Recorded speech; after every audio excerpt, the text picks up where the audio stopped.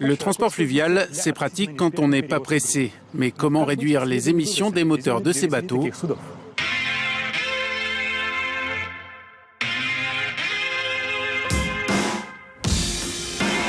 Ce secteur de la flotte marchande est en pleine mutation.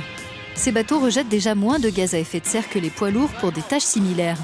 Mais ces professionnels se doivent d'aller plus loin.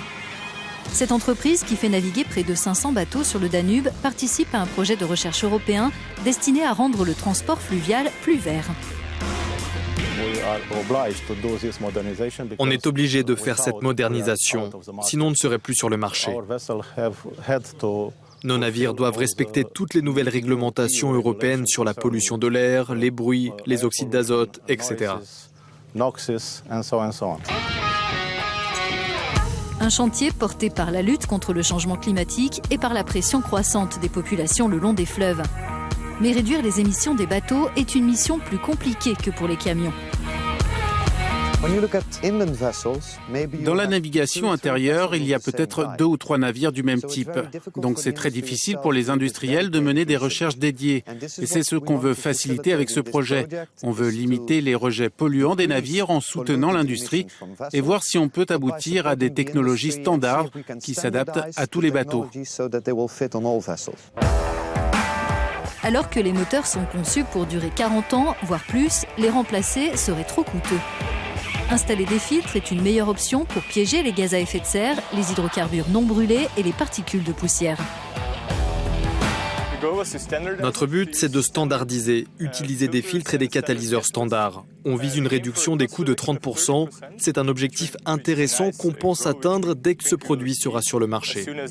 Pour ce qui concerne l'installation, elle entraîne des coûts élevés dans la construction navale, puisqu'il faut installer tous ces systèmes sur les navires.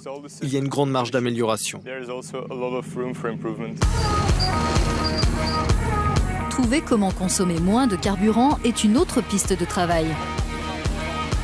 Les scientifiques utilisent ces capteurs hydrographiques pour déterminer ce qui contribue à un meilleur rendement énergétique des bateaux. Cet instrument se compose de 2 capteurs. L'un mesure la vitesse relative du navire par rapport à l'eau, l'autre la profondeur.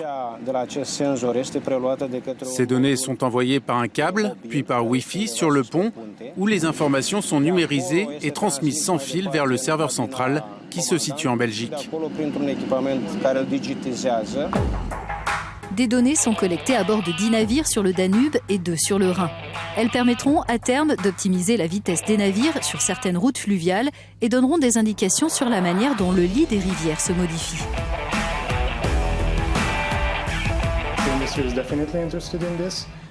Les professionnels sont vraiment intéressés parce qu'environ 30% de leurs coûts de transport sont liés au prix du carburant.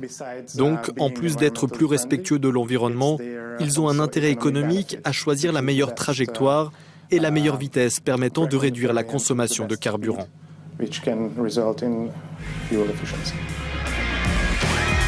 Les chercheurs espèrent qu'en devenant plus propre et moins coûteux, le transport fluvial jouera mieux son rôle d'alternative à la route.